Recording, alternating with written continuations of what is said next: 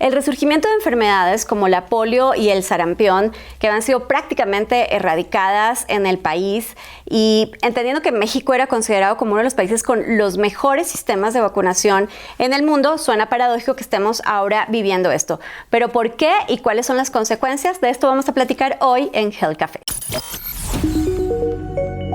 Health Café. Presentado por Laboratorio Médico del Chopo. Bienvenidos a Health Café, y para que no se pierdan ninguno de nuestros episodios, activen sus notificaciones en cualquiera de las plataformas en las que nos sigan. Y ahora sí, Juana, hablemos de vacunas. Si es que los datos son relevantes y dolorosos. Hace unos días participé en un foro en el que también estaba Sandra Ramírez, la directora nacional de incidencia y política y temas globales de Save the Children México. Y daba una estadística dolorosísima. Apenas 3 de cada 10 niños menores de 1 año en México han recibido su esquema completo de vacunación. Y eso creo que tendría que prender las alarmas de todos. Y además, tus colegas ya empiezan a hablar de estas enfermedades reemergentes y que se empiezan a presentar en los consultorios, pareciera ser a causa de este fenómeno. Y en contraste a eso, Juana, en una mañanera reciente, el 24 de febrero, el presidente López Obrador comentó que no hay desabasto del cuadro básico de vacunación y mencionó adicionalmente que no había un techo tope financiero para adquirirlas. Y pues bueno, para este tema hemos invitado a un experto. El doctor Adrián Camacho es infectólogo, es el profesor titular de la especialidad de infectología en el Hospital Universitario en la Universidad Autónoma de Nuevo León. Además es el jefe de epidemiología hospitalaria también del mismo hospital universitario, es investigador nacional y pues es un experto en la materia para hablarnos de este tema. Doctor Camacho, empecemos por explicarle a nuestra audiencia qué son las vacunas y cuál ha sido el impacto de las vacunas en la humanidad a través del tiempo. Las vacunas son diferentes sustancias que utilizamos, muchas de ellas con base de microorganismos para los cuales queremos prevenir esas infecciones, o utilizamos algunas de las proteínas que tienen estos microorganismos para poder ofrecerle al cuerpo humano información para que el mismo cuerpo humano genere defensas en contra de estos microorganismos, de las enfermedades que queremos prevenir. Esto, Juana, ha sido un parteaguas en la humanidad, porque en sentido positivo, las vacunas que hemos puesto a lo largo de los años han mejorado mucho aspectos como, primero, expectativa de vida, porque las personas, antes que existieran las vacunas, se morían a edades más tempranas. Los niños muchas veces no llegaban a la adolescencia por enfermedades que ahora prevenimos por vacunación. Entonces han cambiado no nada más la expectativa de vida, sino la calidad de vida. Lo vemos, por ejemplo, con polio. Muchos de los niños que tenían polio quedaban con secuelas. Si sobrevivían la enfermedad, entonces quedaban con secuelas que impactaban su calidad de vida. Entonces ha sido un parteaguas esto en la humanidad en relación no nada más a calidad de vida, sino, a expectativa de vida, sino calidad de vida. A ver, dicho de otra manera, porque ya saben que parte de mis labores en Health Café es traducir lo que dicen los doctores. Lo que el doctor quiso decir es que las vacunas entonces son sustancias que nos permiten, si las tenemos en nuestro cuerpo, nos permiten defendernos de enfermedades o de infecciones, o no adquiriéndolas o teniendo una mejor respuesta a ellas. Exactamente. Aprendí. Exacto. Muy bien. Yo me acuerdo, Adrián, cuando yo me gradué hace bastantes años, en 1995, en el servicio social, yo recuerdo que me tocó liderar 3 campañas nacionales de vacunación en mi comunidad, y era una fiesta. Era una fiesta de salud donde toda la gente y todo el personal de salud de esta jurisdicción nos volcábamos a vacunar a toda la gente. Amigos, amigas, si ustedes se acuerdan, hay algunos que me están viendo, que nos están viendo, que son de nuestra edad. Entonces, por favor, escriban sus comentarios cómo les fue en esas campañas también, aquí en, ya saben, los comentarios de YouTube. Pero eran campañas sumamente relevantes, de gran impacto, donde prácticamente nos asegurábamos. Está demostrado que la población, para poder tener una cobertura contra enfermedades transmisibles, prevenibles por vacuna, debe estar al 95% de vacunación. y nosotros, yo creo que sí lo lográbamos entonces. ¿Tú qué recuerdas o qué sabes de esta historia? Yo recuerdo también, soy de esa época, entonces recuerdo estas semanas nacionales de vacunación donde todos los sistemas de primer nivel, que son los que tienen el primer contacto con los pacientes, pausaban todas las actividades y se dedicaban toda la semana a vacunar a toda la comunidad. Entonces eran campañas, como tú decías, fiestas, y eran promocionadas y eran muy activas.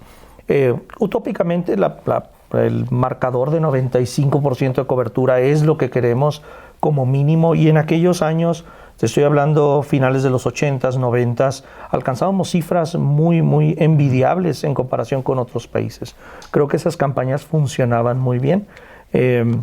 Y nos permitían tener ese contacto con la comunidad para poder educar a la comunidad de la importancia de las vacunas. De hecho, yo recuerdo yo llegué a México hace 17 años y la verdad es que pasabas por un parque y había alguien de la Secretaría de Salud o del IMSS o de lo que fuera, ya se vacunó contra influenza y entonces ya ponías el brazo y ya está, era como muy accesible. Creo que la definición fantástica de acceso a la salud. Pues fíjense que recientemente la Auditoría Superior de la Federación confirmó que en efecto existen deficiencias en la compra de fármacos y de dispositivos médicos en el INSABI, ¿no? Relacionados con este famoso acuerdo con la UNOPS, que nos iba a dar más transparencia y todo esto que se dijo. Y adicionalmente recordarán que Birmex, esta empresa del Estado que había sido creada justamente para producir, importar, distribuir y participar activamente del abasto de vacunas, pues además le asignaron esto de comprar las medicinas y distribuirlas, lo que también ha sido pues un evidente desastre. Y hoy incluso los trabajadores de Birmex declaran que están trabajando bajo protesta, que no han recibido el pago completo de sus salarios. Tenemos un retraso de más de 10 años en lo que desde el 2008 se anunció como la producción local de vacunas contra la influenza. O sea, el panorama no está bonito. Pero, doctor, ¿cuál ha sido el efecto de todo este desastre en el sistema de vacunación mexicano? Finalmente, si lo ponemos en números, en este momento estamos muy por abajo de lo que deberíamos de estar cubriendo en la población en relación a vacunación. Ahorita decía Fernando, el 95%. Los últimos números son muy tristes y muy desesperanzadores porque nuestras tasas de vacunación, por ejemplo, para niños menores de 1 año de edad, no cruzan el 40% en la mejor de los casos. Es decir, que todas las vacunas que tienen que tener nuestros niños menores de 1 año las tengan, solamente menos del 40% cumplen con todo. Y hay una disparidad también en acceso a vacunación entre comunidades rurales, ciudades, etcétera. Entonces creo que estamos muy por abajo de lo que necesitamos que sea de protección tanto personal para los niños como a nivel poblacional. Mucho de esto es un problema también internacional que se ha suscitado a lo largo de los años y que se acentuó con la pandemia. Se fueron haciendo grandes empresas, sobre todo en India y en China, que generan la mayor parte de las vacunas para distribución mundial y que dejaron de hacer algunas vacunas. Y entonces eso ha permeado en los países. Pero también, como dices, Birmex ha sido un problema nacional donde en nuestro país no se ha fomentado la generación de vacunas y producción local y distribución local, lo cual teníamos antes. Entonces es un problema combinado en que no podamos cumplir con todos esos esquemas de vacunación. Sí, así es. Y los laboratorios que normalmente importan al país este tipo de vacunas, pues tienen en el Estado al mayor comprador. Entonces, si el mayor comprador no les confirma una solicitud para el año, pues tampoco tiene mucho sentido traer una pequeña proporción para privado cuando la producción de vacunas no alcanza para todos los ciudadanos del mundo, ¿no? Entonces, el problema es mucho más complicado. Y luego viene otro problema, que no nada más es regional, sino global. Esto que tú has mencionado de las cadenas de producción de vacunas a nivel mundial ha traído el resurgimiento de nuevos conceptos como las infecciones reemergentes. Aquellas infecciones que ya considerábamos en el mundo casi erradicadas y que nuevamente empezamos a ver y que tiene que ver con esta falta de vacunación a nivel global, pero a nivel regional, pero también con la gran movilidad ciudadano, ¿no? Ya la gente viaja muy fácil y llega muy fácil de un lado a otro. ¿Cuál es tu opinión, Adrián, respecto a esta reemergencia de estas enfermedades que ya estábamos soñando con dejar en el pasado? Y creo que no podemos dejar de soñar y de sueño cambiar a una pesadilla. El hecho de que tengamos estas tasas de vacunación bajas nos hace una población vulnerable. Cuando antes, por ejemplo, nos jactábamos de un muy buen sistema de vacunación que nos blindaba de alguna forma de que alguien trajera una infección a nuestro país, pues nuestro país, nuestra población estaba protegida y no iba a pasar nada o no iba a pasar a mayores. Ahora ya no tenemos ese blindaje. Dos ejemplos hemos vivido. Uno, a nivel local, a nivel mexicano, sarampión que no veíamos desde los 90, aquel brote en el 91 que tuvimos. Empezamos a ver casos hace algunos años importados donde descubrimos que nuestra población no está muy bien protegida. Hay estudios, por ejemplo, en algunas poblaciones rurales en México, donde los niños por abajo de los 13 años de edad tienen una cobertura menor al 40% para sarampión, que es una de las vacunas básicas que debe tener. El segundo ejemplo no lo hemos vivido, pero potencialmente lo podemos vivir, y esto es con polio, con estas alertas que salieron en Reino Unido, donde empezaron a detectar polio, y también en Estados Unidos. Entonces, para poder que no volvamos a ver polio en México, tenemos que tener una cobertura muy amplia, más arriba del 95%. Entonces, esto es algo que potencialmente podemos ver. Tristemente se hicieron una pesadilla, ¿no? Es preocupante, claro. Recientemente, en un foro que organizó la AMIF, en la que participó Sandra Ramírez de Save the Children México, decía justamente esto, doctor, que apenas 3 de cada 10 niños menores de 1 año en México han recibido el esquema de vacunación completo. También tenemos rezagos en vacunación de adultos, en el mismo COVID. ¿Cuál es el futuro? ¿Qué les espera, por ejemplo, a esos niños que no fueron vacunados, que no tienen sus esquemas completos? ¿Y cuál es el impacto de este rezago en la vacunación? ¿Cuánto cuesta no vacunarse? El costo de no vacunar a un niño y que potencialmente ese niño se muera por no tener una vacuna que cuesta lo que sea, es incalculable. Es una muerte por una enfermedad que es 100% prevenible por vacunación, pues no tiene números. Pero si lo queremos ver en números, el costo que eso implica para los servicios de salud es mucho más grande que la inversión que debemos de hacer en vacunación. Porque si estos niños se infectan de enfermedades prevenibles y tenemos huecos en la vacunación en esta población, entonces vamos a tener una diseminación de infecciones que no vemos desde hace mucho. Y entonces vamos a tener una carga al sistema de salud, junto con la posibilidad de que si esos niños lograran sobrevivir, Juan, a esa infección, puedan quedar con secuelas. Entonces, en números es mucho menor la inversión que debemos de hacer para el beneficio o el costo potencial que podemos tener por no vacunar. Claro.